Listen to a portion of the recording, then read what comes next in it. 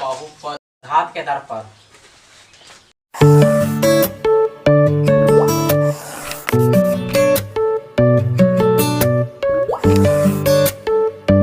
अब हम लोग बहुपद का प्रकार देखेंगे, ठीक है। देखिए बहुपद के प्रकार, देखो बहुपद के हम लोग दो प्रकार से बांटेंगे, मतलब कि दो तरीका से बांटेंगे, ठीक है। पहला हम लोग बांटते हैं घात के आधार पर। पहला किसके आधार पर बांटते हैं? घात के आधार पर। घात के आधार पर बहुपद। इसमें पहला ए, यानी कि घात के आधार पर बहुपद बांटते हैं, तो इसमें पहला क्या होता है? एक घाती, एक घाती, या इसी को बोल सकते हैं रैखिक बहुपद। एक घाती या रैखिक बहुपद, कोई दिक्कत नहीं है, ठीक है। यानी कि घात के आधार पर बहुपद में बांटेंगे। पहला हो गया एक घाती या रैखिक बहुपद, दूसरा होगा द्विघाती बहुपद, तीसरा होगा त्रिघाती बहुपद। इसी तरीका से और हम लोग आगे बढ़ते चले जाएंगे, ठीक है। तो सबसे पहले हम लोग बात करते हैं घाती बहुपद यानी रैखिक बहुपद का। तो इसका परिभाषा लिखते हैं, क्या होगा? वैसे बहुपद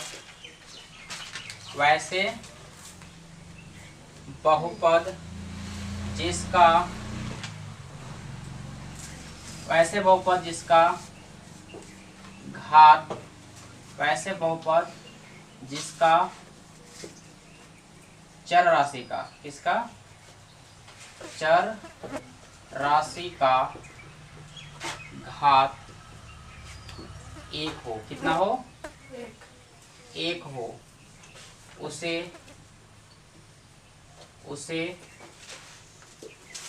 रैखिक बहुपद कहते हैं। रैखिक बहुपद कहते हैं। जैसे एग्जाम्पल में बात करें, जैसे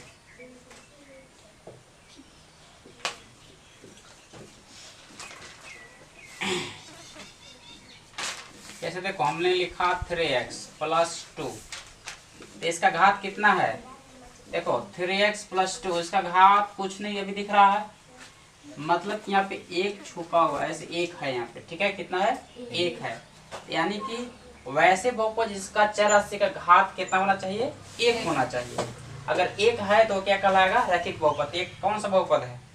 रैखिक बहुपद, क्योंकि इसका चर राशि का घात अगर यहाँ पे वो कुछ ना दिखे तो समझो कि यहाँ एक है। कुछ नहीं मतलब कितना है? एक है। जिसका कोई नहीं है उसका ऊपर वाले एक है, उस टाइप में इसका एक है, यानी कि यहाँ पे एक ऐसी, ठीक है।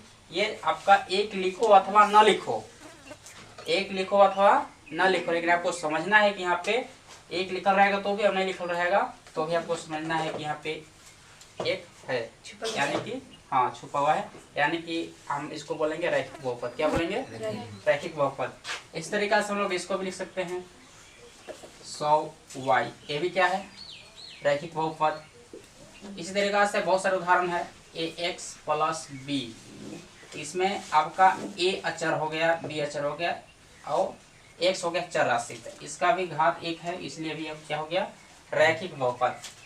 ये ऐसे बहुत सारे उदाहरण हम ले सकते हैं, ठीक है। ये सब क्या है? रैखिक बहुपद।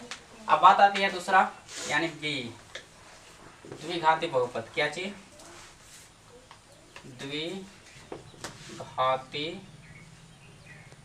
द्विघाती बहुपद, ठीक है। द्विघाती बहुपद, घाती किधर से होता है? इधर से। द्विघाती बहुपद लिखेंगे वैसे बहुपद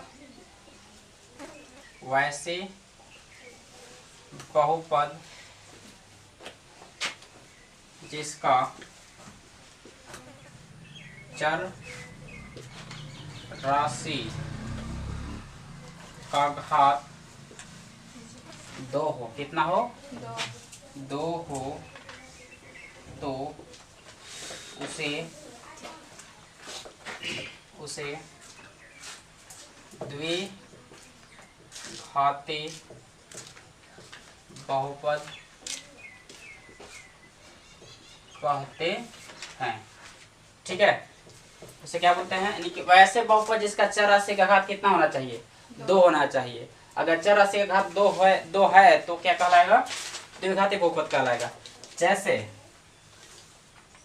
हमने लिखा 2x स्क्वायर, इसका घात कितना है, इसका घात 2 है, तो कैसा यह बहुपद हुआ, द्विघाती बहुपद हुआ। उस तरीका से हम फिर से लिखे 3x square plus 2x plus 1, तो इसमें अधिकतम घात देखेंगे क्योंकि आपका चरस यहाँ भी है, तो इसका तो घात 1 होगा, लेकिन अधिकतम घात वाला हमको देखना रहता है। ठीक है, तो अधिकतम घात यानी कितना है, x का पावर 2 है, यानी कि अधिकतम घात कितना है, 2 है, इसलिए ये द्विघाती बहुपद कहलाएगा। ठीक है, इसी तरीके से आप लोग और भी लिख सकते हैं, जैसे कि x square plus bx plus c, ये भी आपका द्विघाती बहुपद है। ठीक है, और भी लिख सकते हैं 100y plus 3y whole square, ये भी क्या है, आपका द्विघाती बहुपद है। ठीक है, आगे बढ़ते हैं अब हम लोग सी में बात करेंगे हम लोग त्रिघाती बहुपद, त्रिघाती बहुपद। ठीक है, लिखेंगे वैसे बहुपद जिसका चर राशि का घात कितना हो, चर राशि का घात 3 हो, तो उसे क्या बोलेंगे, उसे त्रिघाती। ठीक है, उसे त्रिघाती बहुपद कहते हैं।